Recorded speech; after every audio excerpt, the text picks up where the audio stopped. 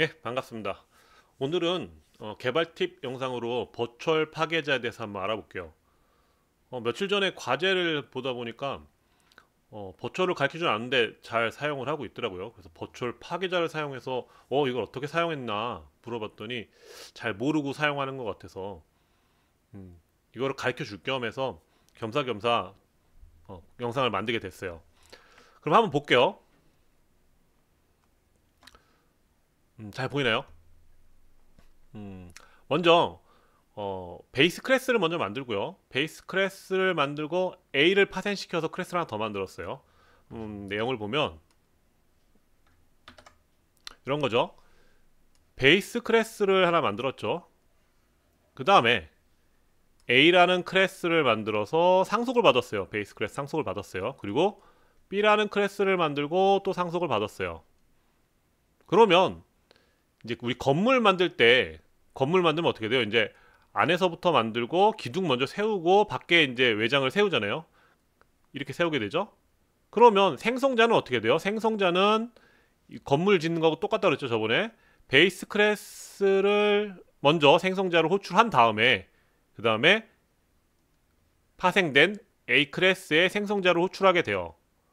그럼 파괴를 할 때는 어떻게 돼요? 파괴를 할 때는 이제 밖에서부터 해야겠죠. 그래서 A의 파괴자가 먼저 호출이 되고요. 그 다음에 B의 베이스에 B가 아니죠. 베이스에 파괴자가 호출이 되는 거예요. 순서는 이렇게 돼요. 뭐 오늘 얘기하고자 하는 거는 생성자하고 파괴자 순서가 아니라 이걸 알아야 이제 뒤에 얘기를 할 수 있으니까요. 이건 뭐 또 처음 듣는 사람도 있고 그래서 앞에서부터 설명을 하는 거예요. 이런 식으로 진행이 되는데 이건 이제 정상적인 케이스죠. 정상적인 케이스인데 만약에 이러한 경우 이제 이거 한번 실행해 볼까요?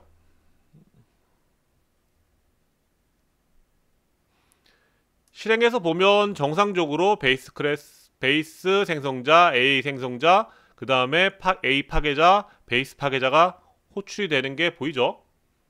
이건 정상적인 케이스예요. 이 정상적인 케이스라는 건 뭐냐면 내가 만든 시점에 클래스의 타입이 A죠. 그죠? 그 다음에 파괴할 때 타입도 A예요. 생성할 때 타입과 파괴할 때 타입이 같으면 전혀 문제가 없어요. 그런데 우리가 이제 이런 거 많이 하죠. 이런 거 이제 베이스라는 걸 만들어 놓고 그 다음에 A, B, C, D 이런 식으로 모두 파생 클래스를 만든 다음에 베이스 클래스의 타입을 이용을 해가지고 이 클래스들을 보관을 하죠. 보관을 하려면 다 타입이 다르니까 보관할 수 없으니까 부모의 타입을 이용을 해서 보관을 하잖아요. 그런데 이 경우에 만일에 생성을 A로 했으니까 다 이제 생성은 다 이제 A, B, C, D로 했겠죠. 근데 파괴를 하는 시점에서 어떻게 되냐면 파괴를 A 클래스에서 파괴를 하면 별 문제가 없어요. B에서 파괴하고 C에서 파괴하고 D에서 파괴한다면 상관이 없어요. 그러면 D가 뒤에 파괴자가 호출이 되고 그 다음에 베이스에 파괴자가 호출되기 때문에 정상적으로 모든 파괴자가 호출이 되겠죠. 그런데 우리가 이제 이걸 보관하고 있다가 베이스 클래스로 이제 보관을 하고 있다가 모두 꺼내서 여기서 파괴를 하는 경우가 생길 수가 있어요. 그러면 파괴하는 시점에 타입이 어떻게 돼요? A의 아니죠.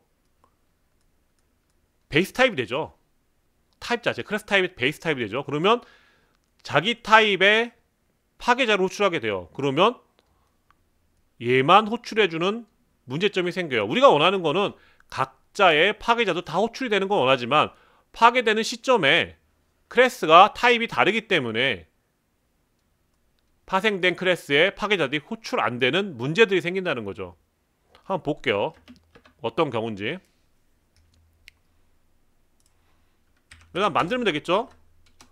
베이스라고 만들고 이제 베이스라고 할게요. 여기다 이렇게.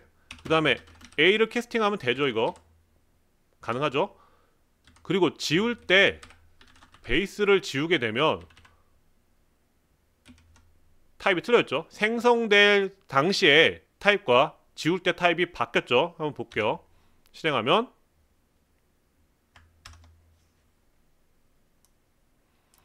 어떻게 돼요? 파괴자가 베이스 클래스로 파괴가 됐기 때문에, 딜리트가 됐기 때문에 어떻게 돼요? 자기 자신의 파괴자만 호출을 하고 A에 파괴자가 호출이 안 되는 문제가 생겼죠. 물론 피해가는 방법도 여러 가지가 있어요. 하지만 정상적인 경우가 안 되고 비정상적인 경우가 나온 게 된 거죠. 그러면 이러한 것들을 어떻게 해소를 할 수 있는가? 이때 사용하는 게 버추얼이에요. 버추얼. 한번 볼게요. 버추얼을 사용하면 어떻게 되나? 버추얼을 사용하면 버추얼이 뭐예요? 자식은 설명을 또 하면 이제 베이스 클래스가 있고요. 베이스 클래스를 만들 당시에 파생 클래스가, 자식 클래스가 무엇이 생길지 알 수 있나요? 없죠. 그래서 부모는 자식 클래스에 접근을 할 수가 없어요. 그런데 A라는 파생 클래스를 만들었어요. 그러면 A를 만들 당시에는 베이스 클래스가 있겠죠. 부모 클래스가 있기 때문에 모든 접근이 가능해요. 근데 베이스 클래스 입장에서 본다면 베이스 클래스가 만들 때는 A 클래스가 없기 때문에 어떠한 게 파생될지 모르기 때문에 접근을 할 수가 없어요. 그래서 유일하게 부모 클래스에서 자식 클래스, 파생 클래스로 갈 수 있게 하는 방법이 뭐예요? 버추얼이에요. 이 버추얼은 테이블을 만들죠. 버추얼 테이블 하나 만들어서 베이스를 만들 때 버추얼이라고 해놓으면 여기 테이블이 생겨요. 테이블이 생기고 빈 공간이 생기고 각자 파생된 클래스에서 또 버추얼 함수를 받겠죠. 그러면 그 함수의 주소를 여기다 넣어주면 베이스 클래스에서 호출되었을 때 베이스 자신을 호출하는 게 아니라 버추얼 테이블에 있는 주소로 이동을 해서 호출을 하는 역할을 하는 거죠. 이게 버추얼이죠. 이 버추얼을 이용을 해서 처리를 하면 가능해요. 무슨 말이냐? 버추얼을 선언했죠. 버추얼을 선언했기 때문에 이 베이스 클래스는 직접 자신을 호출하지 않아요. 이때 딜리트 했을 때 딜리트 하게 되면 어떻게 돼요? 딜리트 하게 되면 타입이 베이스이기 때문에 베이스로 이쪽으로 오죠. 파괴자가 이쪽으로 오게 되면 이쪽으로 왔는데 얘는 버추얼이에요. 그러면 버추얼 테이블을 이용을 해서 이동을 해야 돼요. 그럼 어디로 이동을 해요? 이곳으로 이동을 하죠. 이곳에서 상속을 받은 파괴자로 이동을 해요. 그래서 A라는 클래스로 이동을 하게 되면 부모를 알 수 있죠. 부모를 알 수 있기 때문에 다시 베이스라는 클래스의 파괴자도 호출이 가능한 거예요. 두 개 다. 이거를 이용을 해서 파괴자를 두 개 다 호출하는 방법을 이용을 하는 거예요. 그때 버추얼을 사용을 하게 돼요. 한번 볼게요.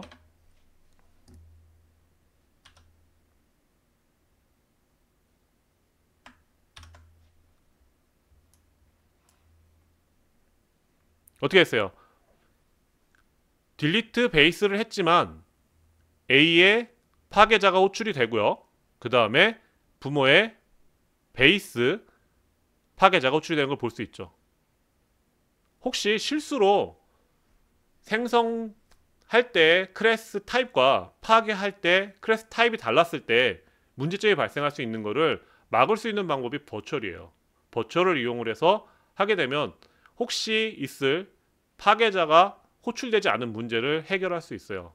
이거는 패턴이나 뭐 인터페이스나 이런 구조들을 쓸 때, 그리고 매니저를 썼을 때 매니저는 이제 보관을 하기 위해서 타입이 부모 클래스의 타입을 보관하는 경우들이 많이 생기는데, 그때 매니저에서 모든 걸 다 컨트롤하고 지우기도 다 할 때 그때 파생 클래스에 파괴자가 호출되지 않은 문제들을 해결하기 위해서 버추얼을 사용을 해서 문제점을 없애는 거예요. 오늘 버추얼 파괴자가 왜 사용되는지 확실히 이해가 됐나요?